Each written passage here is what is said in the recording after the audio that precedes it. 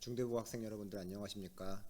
이번 시간은 수능특강 교재 마지막 16강 교과서 기준으로 5단원의 두 번째, 세 번째, 네 번째 중단원을 포괄한 내용이 되겠습니다. 현대사회 변화와 전 지구적 수준의 문제에 대한 내용이 되겠습니다. 교육과정상의 성취 기준은 세계화 그리고 정보화를 이해하고 저출산, 고령화 및 다문화 현상에 대해 그리고 그 밖에 전 지구적 수준의 문제에 대한 이해를 목표로 하고 있습니다. 시험에 자주 나눠지는 수능에서 자주 다뤄지는 영역으로서 이 부분 정보사회의 특징을 이전에 산업사회라든지 혹은 농업사회와 비교하는 문제가 고정적으로 출제되는 경향이 이어져 오고 있습니다. 표에서 보시는 것과 같이 정보사회의 특징을 묻는 문항들이 고정화돼서 출제가 되고 있고요. 그리고 저출산 고령화와 관련해서는 개념 자체의 이해를 묻는 문항보다는 주로 부양비 개념을 활용해서 표분석 문제의 어떤 소재로 출제가 되고 있음을 확인할 수 있습니다. 힘줄 곳과 힘 뺄 곳을 잘 구분해서 학습하는 그러한 영리한 수험생들이라고 생각합니다. 우선 세계화에 대해서 개괄해 보도록 하겠습니다. 세계화란 전 지구적 단위로 삶 공간이 확장돼서 국가 간의 상호 의존성이 증대되는 현상을 이야기하죠.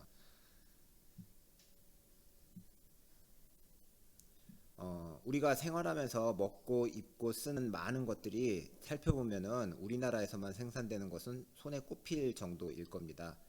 간식으로 먹은 과자라든지 이런 것들 원료는 외국에서 수입해온 밀이나 쌀이 대부분이죠, 그렇죠? 입고 있는 옷은 상표는 외국의 유명한 상표일지라도 실제로 그 제조는 동남아시아에서 제조한 것들이 많을 겁니다. 이처럼 하나의 재화를 생산하고 소비하는 데 있어서도 국경을 넘는 활발한 상호작용이 나타나고 있음을 우리는 알 수가 있습니다. 이를 우리는 세계화라고 이야기를 합니다. 교통통신의 발달로 인한 세계 단일 시장의 형성, 우리가 흔히 얘기하는 지구촌 사회 등장이 세계화를 상징하는 모습이다라고 말할 수가 있겠습니다. 이러한 세계화로 인한 긍정적 영향은 무엇보다도 상품과 서비스의 시장이 국가라는 테두리 안에만 머무르지 않는다라는 것입니다. 전 세계의 다양한 상품을 소비하는 소비자 입장에서는 선택할 수 있는 폭이 늘어나게 될 거고요. 기업의 입장에서는 전 세계 상품 판매 시장으로 둘 수 있어서 매출이 늘어날 것이다라는 그런 기회를 갖게 될 수가 있겠죠. 한마디로 말해서 시장이 더 넓어진다라고 이야기를 할 수가 있겠습니다. 국가 간의 교육이 늘어나 다양한 문화적 교류가 있을 수도 있겠고요. 새로운 문화의 창출에도 기여할 수가 있을 겁니다. 뿐만 아니라 인류 보편적인 가치의 확산에 또한 기여할 수가 있을 것 같네요. 반면에 세계화로 인해서 나타나는 국가 간의 경쟁이 심해지면서 기존의 자본과 기술력의 차이가 더욱 커지는 부작용이 나타날 수도 있겠죠. 이미 기술과 자본을 갖춘 선진국들 기업과 이를 확보하지 못한 개발도상국 기업이 세계 시장에서 동등하게 경쟁을 하게 되었을 때 선진국에게 아무래도 유리한 결과가 나타나게 될 것입니다. 이처럼 세계화로 인한 양극화, 즉 빈부격차가 심화될 수 있음을 우리는 확인할 수가 있죠. 그 밖에도 헐리우드 영화가 전 세계를 휩쓰는 등 문화의 획일화로 인한 문화적 정체성과 다양성의 약화 현상, 이런 부분들도 예상할 수가 있겠고요. 다국적 기업의 영향력이 강화되면서 개별 국가의 자율성이 침해될 수 있습니다. 그 ISD 국가 투자자 간 소송이라고 들어보셨는지 모르겠습니다. 그 FTA를 맺은 경우에 이런 국가와 투자자들이 국가를 상대로 해가지고 소송을 제기할 수 있는 걸 ISD라고 이야기하는데요. 한 국가의 경제 정책을 상대방 국가의 거대 기업이 자신들에게 손해를 끼쳤다고 주장하면서 이를 무력화하는 소송을 제기하기도 합니다. 우리나라에서도 그러한 사례들을 종종 뉴스에서 볼 수가 있습니다. 이런 세계화에 대한 대응 방안으로 경제적인 측면에서는 전 세계의 경쟁에서 낙오되지 않도록 경쟁력을 높이는 개인과 기업의 노력, 이런 부분들, 그리고 뿐만 아니라 이를 지원하는 정부의 노력이 필요하다라고 말할 수 있겠죠. 문화적인 측면에서 보자면 다른 문화를 존중하는 관용의 자세를 기반으로 해서 문화 상대주의적 태도를 지녀야 되겠고요. 문화적 정체성을 창조적으로 계승하려는 외래 문화에 대한 비판적 수용 자세 또한 필요하다고 할 수가 있겠습니다. 그 밖에도 지구촌 공동체의 구성원으로서 인류의 보편적인 가치를 추구하며 인류 전체의 번영을 위한 어떤 노력이라고 하는 것도 뭐 당위론적으로 필요하다라고 볼 수가 있겠습니다. 자, 이제 그 다음으로 정보 사회에 대해서 알아보도록 하죠. 수능에서 이제 자주 출제되는 영역이니만큼 중요하다라는 표시 꼭 해두시길 바라겠고요. 정보 사회는 이제 부가가치의 원천이 지식과 정보가 된 사회를 이야기하죠. 농업 사회에서는 토지가 부가가치의 원천이었고요. 왜냐하면 농사를 지어야 했으니까요. 반면에 이제 제조업이 중심이 되었던 산업 사회 같은 경우에는 자본이라든지 노동이 이러한 이제 부가가치의 원천이었을 겁니다. 이에 비해서 정보통신 기술을 기반으로 한 지식정보 서비스업이 주를 이루는 오늘날의 이제 정보 사회에서는 정보가 곧 돈이 되는 사회일 겁니다. 이른바 이제 그 유수한 어떤 기업으로서 뭐 구글이라든지 네이버, 카카오 같은 그런 IT 기업의 어떤 주가가 주식시장에서 이제 굉장히 높은데 이런 이제 현상만 보더라도 우리는 이제 정보가 돈이 되는 어떤 정보 사회 특성을 파악을 할 수가 있죠. 정보 사회에서는 이제 재택근무의 확산과 같이 가정과 직장의 통합이 확대되어 가고 있습니다.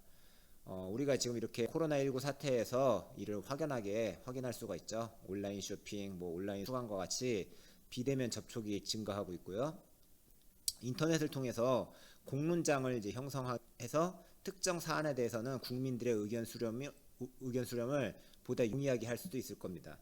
이를 이제 우리는 전자민주주의라고도 이야기합니다. 그 밖에도 이제 타율관료제의 경향과 함께 쌍방향성 매체의 발달로 인한 의사결정의 어떤 분권화가 촉진될 수도 있다라고 한 것, 이런 것 등을 이제 우리는 정보사회의 어떤 특징으로 꼽을 수가 있겠습니다.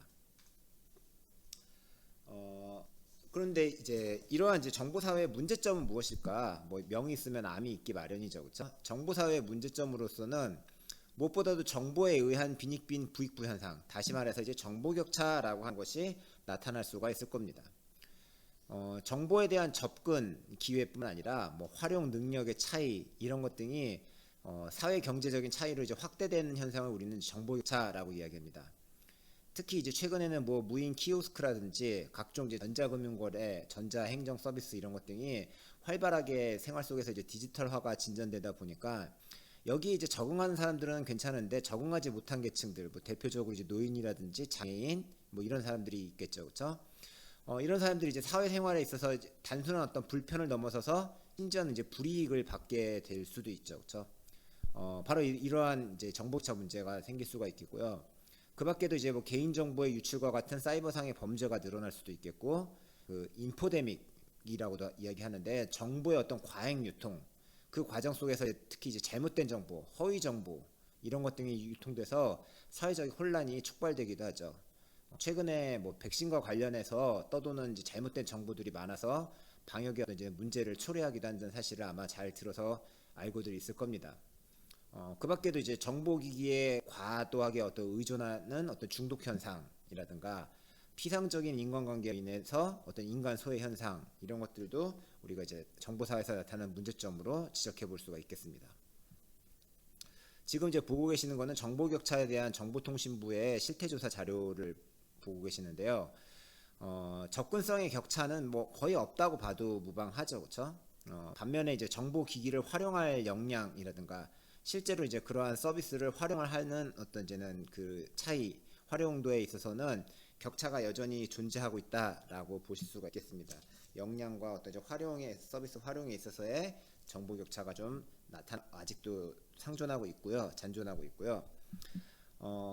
특히 이제 그 구성 계층별로 보자면은 이른바 이제 고령층의 정보 격차라고 하는 것이 다른 어떤 이제 취약계층의 정보 격차보다도 그 폭이 크다라고 볼 수가 있겠는데, 이건 이제 향후 저출산 고령 사회가 진전됨에 따라 앞으로 이제 해결해야 될 어떤 과제라고 하는 것을 우리가 이해할 수가 있겠죠. 정보화에 따른 이제 개인적 차원의 대응으로는 타인과 자신의 권리를 존중하는 권리 의식이 필요하고, 정보에 대한 어떤 비판적 읽기 능력, 즉 이제 리터러시 능력이 요구된다라고 볼 수가 있겠습니다. 사회적 차원에서 보면은 정보의 인프라 구축, 이건 이제 우리나라가 굉장히 잘 돼 있는 편이죠.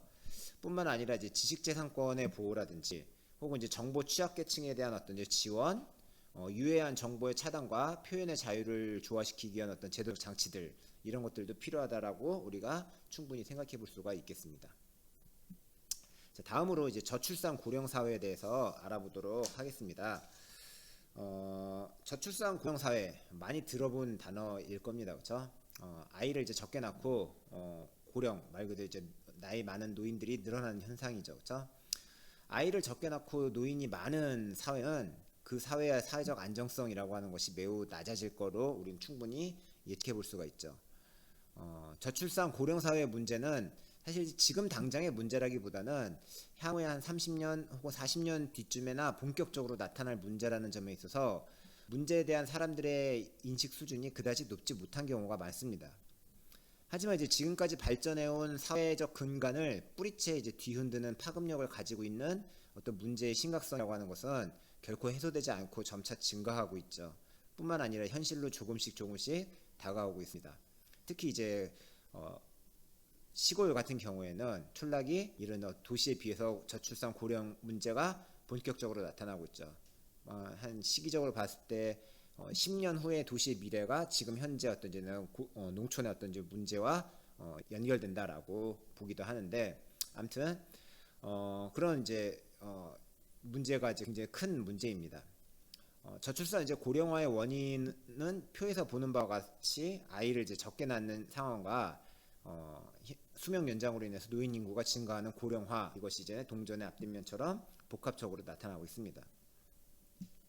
이런 인구 구조의 변화는 사회의 주축인 생산 가능 연령 인구, 즉 다시 말해서 만 15세부터 64세까지의 경제활동 주요 축 비중이 감소하는 상황을 초래할 수가 있을 겁니다.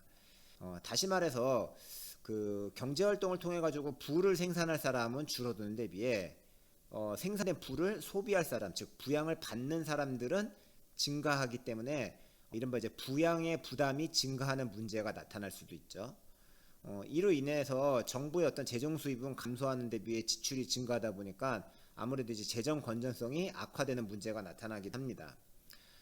저출산 고령화가 우리보다 먼저 시작된 일본의 경우에는 정부의 부채 비율이 무려 이제 GDP의 2배를 넘어서서 전 세계 최고 수준을 보이고 있어요. 그 밖에도 이제 유소년 인구의 감소로 인한 교육의 문제, 뿐만 아니라 함께 늘어난 노인의 빈곤과 소외 현상, 이런 사회 문제가 불거질 수도 있겠습니다. 표에서 이제 보는 바와 같이 아이를 이제 적게 낳기 때문에 아무래도 이제 유소년 부양비는 줄어들 수밖에 없겠죠. 계산 방법은 이제 여러분들이 문제에서도 자주 풀어봐서 아시겠습니다만은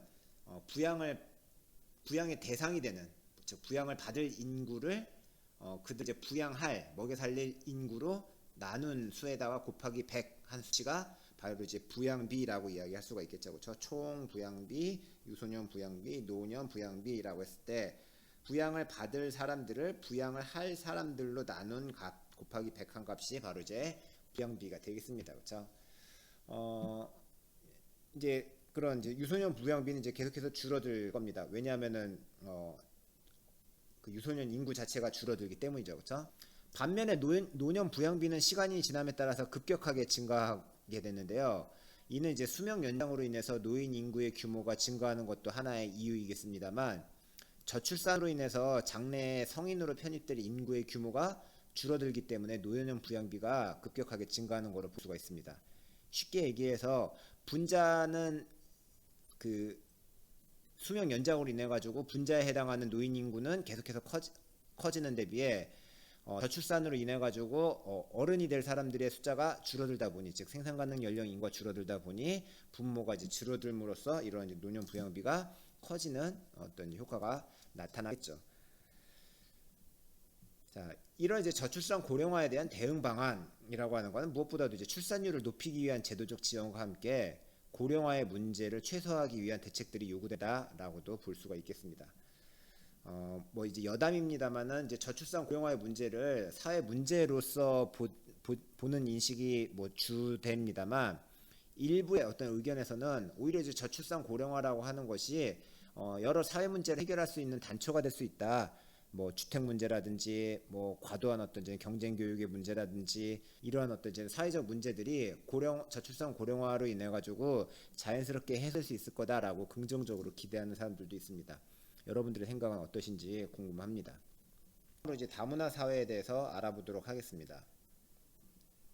우리나라에서도 이미 지난 2007년도에 체류 외국인이 100만 명을 넘긴 이래로 뭐 10년이 채 안 된 2016년에는 200만 명을 넘어섰죠. 그리고 이제 재작년 2019년에는 250만 명을 넘어서서 전체 인구의 5%가 체류 외국인인 사회입니다. 명실상부한 다문화 사회라고 할 수가 있겠어요. 다문화 사회는 문화적 다양성이 강화돼서 새로운 문화 창조의 원동력이 풍부하다는 장점과 함께 문화적 갈등이 증대된다라는 단점이 공존하고 있습니다. 이런 이제 다문화 사회에 대한 태도는 크게 이제 동화주의와 다문화주의로 대별이 되는데요. 흔히 이제 뭐 멜팅팟 이론과 샐러드볼 이론이라고 불리우기도 합니다. 동화주의, 즉 다시 말해서 이제 멜팅팟의 관점에서 보자면 멜팅팟이라고 하는 건 이제 뜨거운 용광로, 녹이는 어떤 이제 그런 용광로를 의미하죠, 그렇죠? 다양한 재료를 녹여가지고 하나의 어떤 물건을 만들어내듯이 다양한 문화적 배경을 가진 이주민들이 한 사회에 모여서 하나의 문화적 정체성을 가진 구성원으로 육성한다라고 하는 이제 그러한 정책이 바로 멜팅팟 적 관점이 되겠습니다. 미국이 이제 이렇게 미국이 대표적인 이제 동화주의적인 다문화 사회에 해당한다라고 볼 수가 있겠죠. 여러 이주민들을 소위 말하는 이제 미국의 시민으로서 키워내는 어떤 이제 그러한 전략을 취했고요. 반면에 이제 다문화주의, 즉 이제 샐러드 그릇 이론의 관점에서 보자면, 샐러드 볼 그릇 이론 관점에서 보자면, 각자가 가진 문화적 배경을 잃지 않으면서 그 사회 안에서 공존하는 전략을 취합니다. 뭐 흔히들 이제 오스트레일리아가 이런 이제는 그 샐러드 볼적 접근을 취한 이제 대표적 사례로 많이 언급이 되는데요. 이렇듯 이제 접근 방식의 차이는 좀 있습니다만 다른 사회의 문화에 대한 어떤 존중, 다른 문화에 대한 어떤 존중을 공통적으로 전제하고 있고요. 이주민들의 정착을 돕는 제도적 장치를 마련하는데 힘을 쓰고 있음을 우리는 알 수가 있습니다. 이 부분의 이제 주제는 굉장히 무거운 주제입니다만 수험의 관점에서는 좀 아무래도 가볍게 접근하게 되는 부분이겠네요. 안타깝습니다만. 지구 온난화를 비롯한 이제 전지구적 수준의 문제에 대해서 살펴보도록 하겠습니다. 최근 이제 전 세계 곳곳에서 벌어지고 있는 기상 이변, 일시적인 어떤 변화가 아니라 앞으로 이제 심각한 변화가 나타날 수 있음을 경고하는 어떤 사례들이죠. 지구 온난화로 인해서 앞으로 우리가 알고 있는 일상적인 기후라고 하는 것이 되풀이되지 않을 가능성이 점차적으로 높아지고 있습니다. 이런 이제 기후 온난화, 지구 온난화의 어떤 이제는 영향은 전 세계 많은 곳에서 동시에 일어나고 있어요, 그렇죠? 예, 그래서 이를 이제 우리는 전지구적 수준의 문제라고 봅니다. 이러한 이제 전지구적 수준의 문제를 해결하기 위해서는 그 파리 기후 변화 협약과 같이 국제적인 연대를 통해서 문제를 해결하려는 노력이 있고요. 우리가 이제 흔히 티핑 포인트라고도 이야기하는데 그 탁자 끝에다가 동전을 놓고 조금씩 이제 바깥으로 밀다 보면 어느 순간 아래로 이제 동전이 뚝 떨어지게 되는 그런 어떤 시기가 있지 않습니까? 그렇죠? 지구 온난화 문제를 바라보는 사람들은 바로 지금 현재 지구 온난화 문제가 그 지점에 놓여 있다고들 이야기를 합니다. 그 우리의 삶이 망가지는 데서 그치는 것이 아니라 동전이 한번 떨어지면 다시 주울 수 없듯이 회복 불가능한 상태로 빠져들기 때문에 지구 온난화 문제를 방치해서는 안 된다라고 주장을 하는 거죠. 즉 다음 세대에도 큰 영향을 미친다는 점에서 즉각적인 행동이 요청되는 문제, 이런 것들이 바로 전 지구적 수준의 문제라고 볼 수가 있겠죠. 이런 이제 전 지구적 수준의 문제 양상으로는 환경 문제로서 지구 온난화, 뭐 이제 과거 연결되는 사막화 현상, 이런 것 등이 있을 수가 있습니다. 한번 좀 읽어보시길 바라겠고요. 자원 문제도 있죠. 자원의 어떤 무절제한 개발과 사용으로 인한 각종 자원 문제들도 있습니다. 이제 그 밖에도 뭐 팔레스타인 가자지구 서한지구에서 우리가 뉴스에서 보는 이른바 이제 목불인견의 어떤 참상에서도 알 수가 있듯이 전 세계 여러 곳에서 전쟁과 테러가 끊이지 않고 있습니다. 이런 이제 전지구적 문제를 극복하기 위해서는 무엇이 필요할까요? 바로 우리가 세계 시민으로서의 의무를 이행하는 것이 필요하겠습니다. 지속가능한 사회를 위해서 세계 시민의 자질을 살펴보도록 하겠습니다. 지속가능한 사회란 현재뿐만 아니라 미래에도 안정적인 삶이 유지되는 사회를 의미합니다. 전 지구적인 문제를 해결하지 않고는 지속가능한 사회를 실현하기가 어렵죠. 따라서 이런 지속가능한 사회를 만들기 위해서 우리 모두가 지구 공동체의 일원으로서 특정 국가의 국민이 아니라 세계 공동체의 의식을 가지고 지구적인 문제 해결을 위해서 협력할 수 있어야 되겠습니다. 이를 위해서 세계 모든 인류의 평등함을 좀 깨닫고 전 지구적 수준의 문제에 대해서 주체적이고 능동적으로 참여할 수 있어야 될 거예요. 전 지구적 수준의 문제에 지속적인 관심을 가지고 국가를 초월한 반성과 참여 그리고 연대 이런 것 등을 이제 실천되기 위해서는 무엇보다도 이제 보편적 가치를 추구하는 행동하는 시민으로서의 세계 시민 의식을 우리 모두가 갖추어야 하겠습니다. 우리 모두가 이러한 세계 시민 의식을 갖추는 그날을 한번 꿈꿔봅니다. 이상 강의를 마치도록 하겠습니다. 수고 많으셨습니다.